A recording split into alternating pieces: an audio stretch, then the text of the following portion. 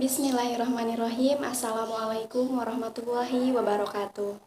Selamat pagi dan salam sejahtera bagi kita semua. Alhamdulillahirrahmanirrahim, kita masih diberi kesehatan sehingga bisa mengikuti dan menyimak pada pembelajaran daring kali ini. Pada pembelajaran hari ini kita akan membahas mengenai gerakan nasionalisme di Asia dan Afrika. Setelah sebelumnya kita membahas mengenai perkembangan paham-paham baru di dunia. Nah, Mas ingat tidak paham-paham apa saja yang kita bahas pada pertemuan kemarin? Paham yang pertama yaitu ada liberalisme, kemudian sosialisme, nasionalisme, ada pan-islamisme, serta demokrasi. Kemunculan paham-paham baru di dunia ini memberikan pengaruh kepada negara-negara di Asia dan Afrika yang saat itu sedang dijajah oleh bangsa Barat, di mana mereka mulai menginginkan sebuah kemerdekaan dan bebas dari yang namanya penjajahan. Gerakan nasionalisme di wilayah Asia Afrika mulai berkembang setelah pembukaan terusan Suez di Mesir pada tahun 1869. Nah, keberadaan terusan Suez ini memperpendek jalur pelayaran antara Asia, Afrika, dan juga Eropa, di mana kondisi ini juga memudahkan bagi bangsa-bangsa di Asia untuk berkunjung ke Eropa dalam rangka untuk belajar. Dalam studinya di Eropa ini, mereka juga mulai mengenal paham-paham baru yang berkembang di Eropa saat itu.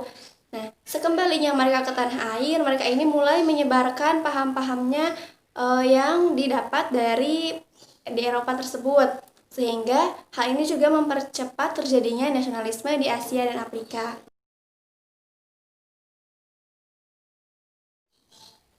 Baik, selanjutnya kita akan membahas mengenai gerakan nasionalisme di wilayah Asia. Yang pertama kita akan membahas mengenai Jepang. Pada masa pemerintahan Shogun Tokugawa pada abad ke-17, Jepang ini berusaha untuk menarik diri dari pengaruh budaya luar dengan melakukan politik isolasi. Politik isolasi ini dijalankan pada saat pemerintahan Shogun Ieyasu Tokugawa dan secara turun-temurun juga dilakukan oleh para penggantinya. Tujuan dari diadakannya politik isolasi tersebut adalah untuk menjamin tegaknya pemerintahan Shogun serta untuk mencegah masuknya pengaruh dari luar, terutama pengaruh Barat serta menyebarnya agama Kristen. Selama Jepang menutup diri, perkembangan dunia Barat juga terus melaju pesat dengan industri dan juga teknologinya. Untuk itu, bangsa-bangsa Barat mulai mencari pasar untuk menjual hasil produksi mereka. Salah satunya yaitu ada Amerika Serikat, di mana pada tahun 1846 Amerika Serikat ini mengirimkan utusannya untuk ke Jepang di bawah pimpinan Laksamana Bidal, tetapi ditolak oleh Shogun. Dan pada tahun 1853 mengirimkan lagi utusannya lengkap dengan kapal perangnya di bawah pimpinan Commodore Perry.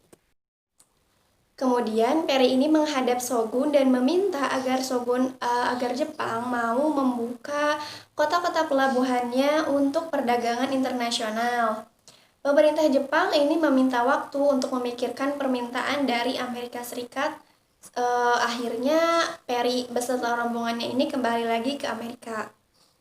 Kemudian di tahun 1854 rombongan Perry ini datang kembali ke Jepang serta membawa 7 kapal perangnya, di mana mendarat di Yedo dan berhasil memaksa Shogun Ieyasu untuk menandatangani perjanjian Kanagawa pada 31 Maret 1854 yang isinya adalah kota pelabuhan Shimoda dan Hakodate dibuka untuk perdagangan asing.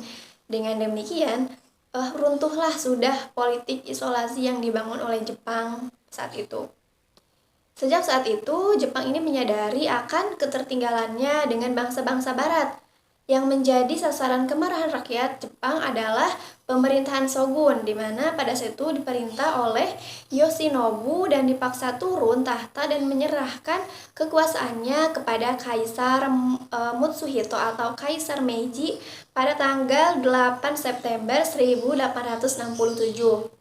Kemudian, secara resmi Kaisar Meiji ini memerintah Jepang pada tanggal 25 Januari 1868 sampai dengan 30 Juli 1912. Selanjutnya timbulnya nasionalisme bangsa Jepang. Setelah terbukanya Jepang bagi negara asing serta runtuhnya kekuasaan Shogun dan naiknya Kaisar Meiji menandai kebangkitan dari nasionalisme bangsa Jepang. Pada tanggal 6 April 1868, Kaisar Meiji ini memproklamirkan Charter Oath atau Sumpah Setia menuju Jepang yang baru yang terdiri atas 5 pasal. Yang pertama yaitu dibentuknya parlemen, yang kedua adalah bersatunya seluruh bangsa Jepang mencapai kesejahteraan, yang ketiga adat istiadat yang kolot serta menghalangi kemajuan Jepang harus dihapuskan. Yang keempat, semua jabatan ini terbuka untuk siapa saja, dan yang kelima, mendapatkan ilmu pengetahuan sebanyak mungkin untuk pembangunan bangsa dan negara.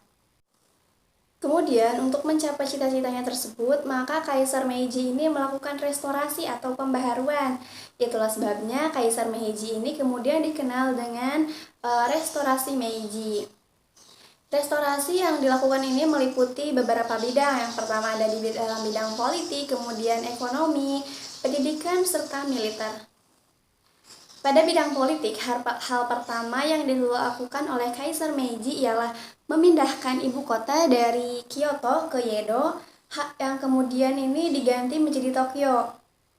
Selanjutnya diciptakan bendera kebangsaan Jepang serta lagu kebangsaan Jepang yaitu Kimigayo, kemudian Shintoisme ini dikukuhkan sebagai agama nasional. Kemudian jabatan shogun dan daimyo ini dihapuskan pada tahun 1868 serta pembubaran samurai. Para daimyo ini kemudian diangkat menjadi pegawai negeri, sedangkan para samurai ini dijadikan sebagai tentara nasional di bawah pimpinan Ito Hirobumi atau kemudian dikenal sebagai Bapak Konstitusi Jepang. Pada tahun 1889 ini berhasil disusun sebuah konstitusi Jepang. Kemudian di dalam bidang ekonomi, pembangunan di bidang ekonomi ini meliputi bidang pertanian, kemudian perindustrian, dan perdagangan. Namun yang paling berhasil adalah di bidang perindustrian serta perdagangan. Perdagangan Jepang ini maju pesat berkat dumping polisi. Di bidang industri ini kemudian muncul golongan baru yang disebut sebagai Zaibatsu yang terdiri atas keluarga Matsui, kemudian keluarga Matsubishi, Sumitomo, dan Yasuda. Kemudian yang ketiga dalam bidang pendidikan. Sistem pendidikan yang dilakukan oleh Jepang ini mengikuti sistem pendidikan di Barat, di mana dasar moral yang diajarkan di semua sekolah ialah Shintoisme dan Buddhisme. Kemudian di tahun 1871 dibentuklah Departemen Pendidikan. Selanjutnya di tahun 1872 dikeluarkan Undang-Undang Pendidikan yang mewajibkan wajib belajar untuk anak-anak umur 6-14 tahun serta bebas uang pendidikan. Sistem pendidikannya juga semi militer serta pengajaran filsafat, Taoisme, dan Buddhisme ini di sekolah. Yang keempat, pembaharuan dalam bidang militer.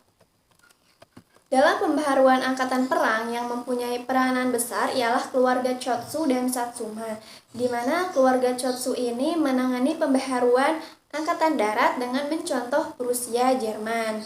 Sedangkan keluarga Satsuma ini menangani pembaharuan angkatan laut dengan mencontoh angkatan lautnya Inggris. Bersama dengan hal itu, modernisasi angkatan perang ini dihidupkan kembali dengan ajaran Bushido sebagai jiwa kemiliteran. Kemudian munculnya Jepang sebagai negara imperialis. Nah, setelah restorasi ini telah berhasil mengangkat harkat dan martabat bangsa Jepang, Jepang ini menjadi negara maju, modern, kemudian sejajar dengan negara-negara barat. Hal ini juga menimbulkan ambisi dari bangsa Jepang untuk melakukan imperialisme seperti bangsa barat yang pernah dilakukan bangsa barat kepada mereka.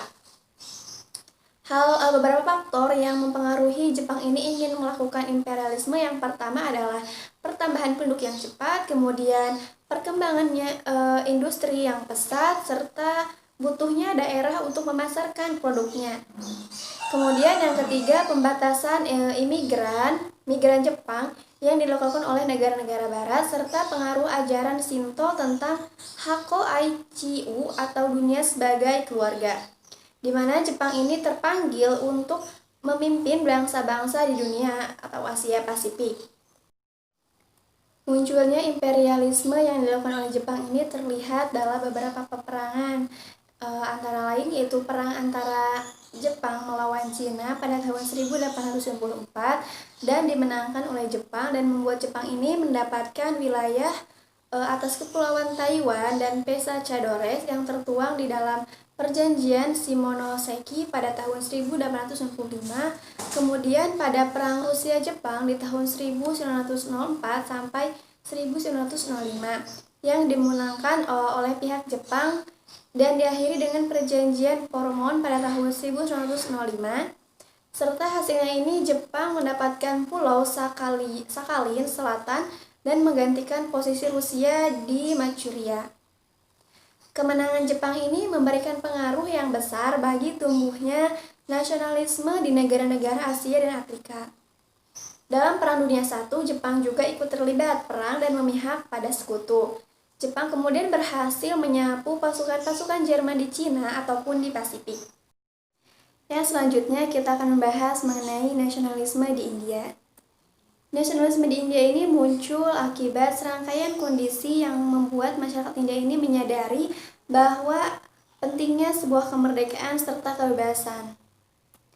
Nasionalisme India ini muncul sebagai reaksi atas penjajahan yang dilakukan oleh Inggris yang dilakukan oleh kelompok masyarakat India. Sebagai berikut, yang pertama itu ada pemberontakan Sepoy.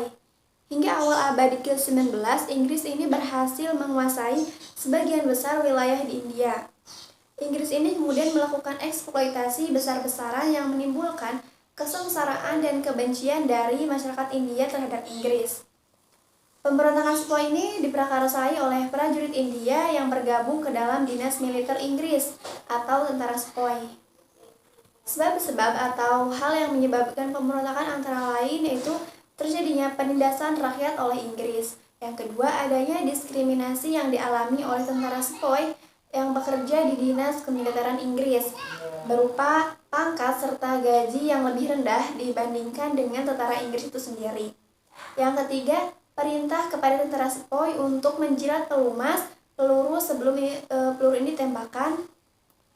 Perintah ini tentu saja merupakan perintah yang aneh sehingga menimbulkan reaksi ketidaksenangan dari tentara Sepoy, terutama di kalangan Muslim serta kalangan Hindu, di mana orang Islam ini menganggap bahwa pelumas tersebut merupakan minyak babi, sedangkan dari kalangan Hindu menganggap bahwa pelumas tersebut merupakan minyak sapi.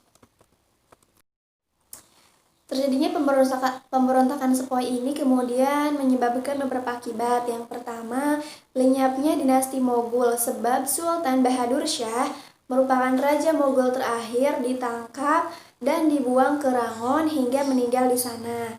Yang kedua, East India Company atau EIC dibubarkan. Selanjutnya di tanggal 1 November 1858 secara resmi India diambil alih oleh pemerintahan Inggris.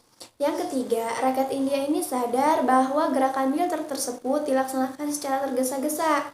Di samping itu, mereka juga sadar bahwa Inggris ini tidak mungkin dapat diusir dengan kekerasan senjata. Oleh sebab itu, jalan yang ditempuh oleh India adalah membentuk organisasi politik dan perkumpulan agama. Di tahun 1885, berdirilah All India National Congress sebagai organisasi politik yang pertama di India. Selain itu juga menimbulkan nasionalisme India. Meskipun gerakan militer Inggris ini tidak diikuti oleh masyarakat umum, namun menjadi pendorong lahirnya pergerakan nasional di India. Macam-macam gerakan nasionalisme di India. Gerakan nasionalisme India tidak hanya berfokus dalam bidang politiknya saja, namun juga di dalam bidang keagamaan atau kerohanian. Nasionalisme India ini bukan hanya gerakan kebangsaan untuk mencapai sebuah kemerdekaan, tetapi juga untuk pembaharuan di dalam manusianya itu sendiri.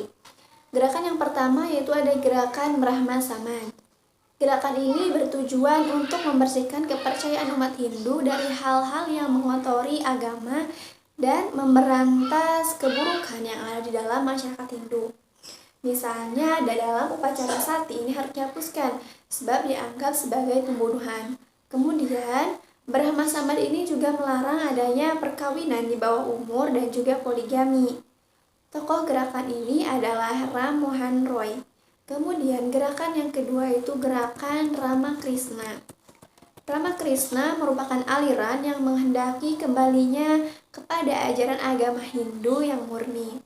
Tokoh dari gerakan ini adalah Swami Vivekananda.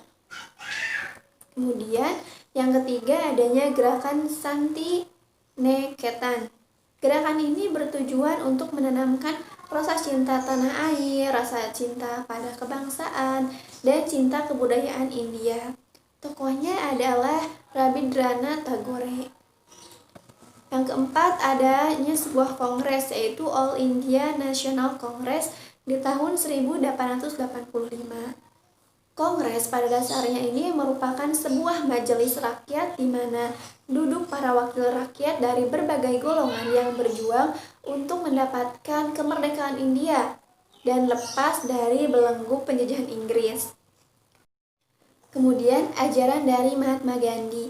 Mahatma Gandhi ini merupakan bapak kemerdekaan India yang dilahirkan pada tahun 1869 di Gujarat dengan nama kecilnya yaitu Mohandas Karamchand Gandhi. Sebagai tokoh dari Kongres, beliau ini menjiwai perjuangan.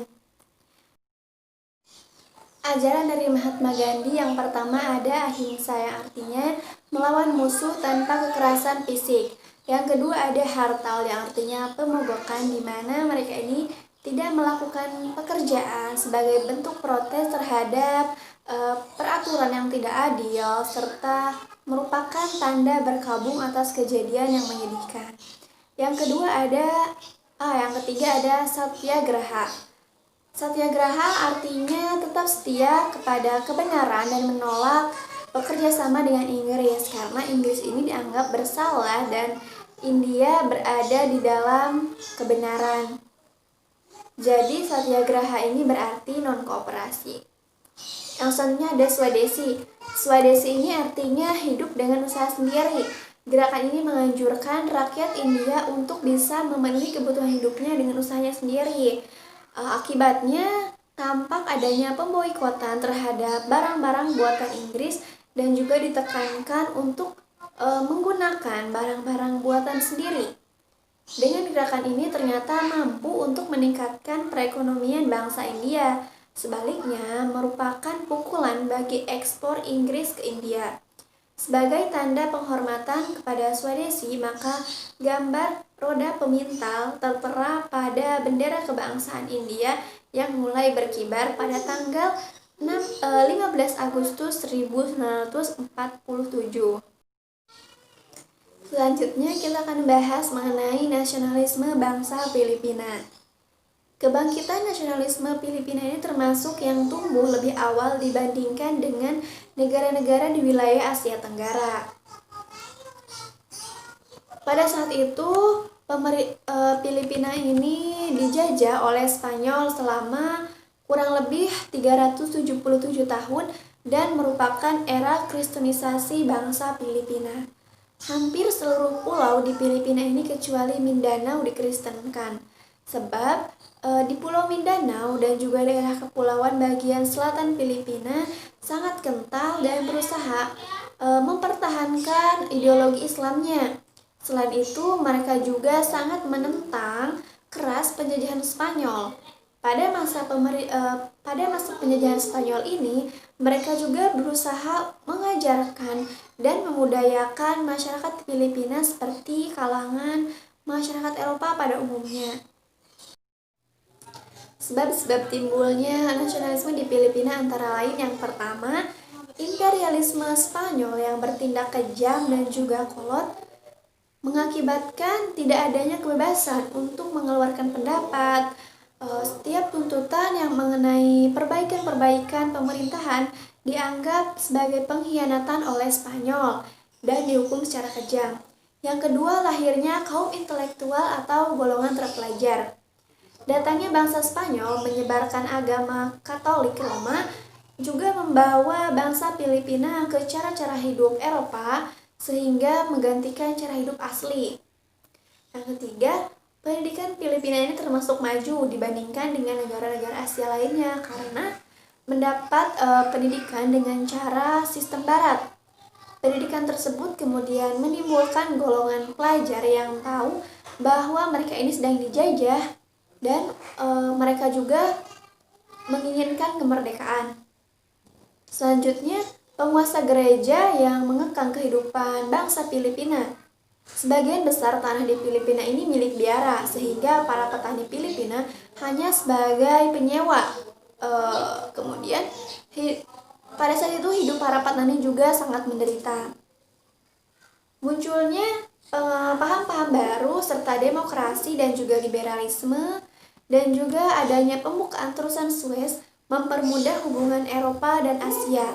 Oleh karena itu, buku yang memuat paham demokrasi dan juga liberalisme dengan mudah masuk ke Asia, termasuk ke Filipina.